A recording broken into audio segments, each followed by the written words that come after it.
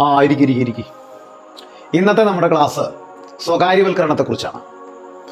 എന്താണ് സ്വകാര്യവൽക്കരണം? സ്വകാര്യവൽക്കരണം എന്നാൽ എന്ത്? What is privatisation? അതായത് നമ്മുടെ പൊതുഖജനാവിലെ പണം ഉപയോഗിച്ച് പടുത്തുയർത്തിയ സ്ഥാപനങ്ങളും മറ്റ് പ്രകൃതി വിഭവങ്ങളും കൊള്ളലാഭത്തിനായി സ്വകാര്യ വ്യക്തികൾക്ക് കൈമാറുന്നതിനെയാണ് സ്വകാര്യവൽക്കരണം എന്ന് പറയുന്നത്. അണ്ടർസ്റ്റാൻഡ്? ഫോർ എക്സാമ്പിൾ, നമ്മുടെ ഇന്ത്യൻ റെയിൽവേ, വിമാനത്താവളങ്ങൾ, പിന്നെ BSNL, റോഡുകൾ, അങ്ങനെ ഇത്തരം സ്ഥാപനങ്ങളൊക്കെ തന്നെ സ്വകാര്യ വ്യക്തികൾക്ക് നമ്മുടെ കേന്ദ്ര ഗവൺമെന്റ് കൈമാറിക്കൊണ്ടിരിക്കുകയാണ്. അതിന്റെ നടത്തിപ്പ് അവകാശം കൈമാറിക്കൊണ്ടിരിക്കുകയാണ്. അതിനെതിരെ നമ്മൾ നിരവധി സമരങ്ങൾ, ധർണകൾ, പ്രതിഷേധ പ്രകടനങ്ങൾ, പണിമുടക്കുകൾ, അങ്ങനെ മനുഷ്യച്ചങ്ങലകളൊക്കെ നടത്തിയത് സഹാക്കൾക്ക് ഓർമ്മയുണ്ടാവുമല്ലോ.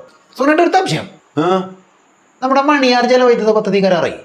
കാർബോറണ്ട കമ്പനിക്ക് 25 വർഷത്തേക്ക് കൂടി നീട്ടി കൊടുക്കാൻ പോണെന്ന് പറയാനായിട്ടല്ല. അത് സ്വകാര്യവൽക്കരണത്തിന്റെ കൂട്ടത്തിൽ പെടില്ലേ? അതെങ്ങനെയാ ഗിരീഷേ സ്വകാര്യവൽക്കരണത്തിന്റെ ഗണത്തിൽപ്പെടുന്നത്?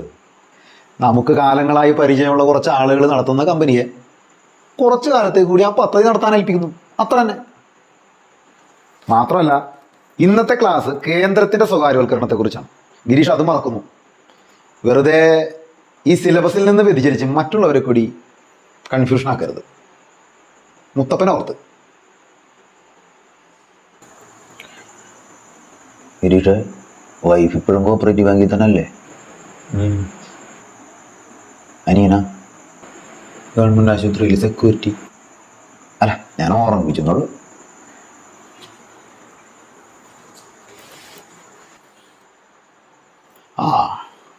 അപ്പം നാളത്തെ ക്ലാസ് UP-യിലെ വൈദ്യുതി മേഖലയുടെ സ്വകാര്യവൽക്കരണത്തെ കുറിച്ചായിരിക്കും.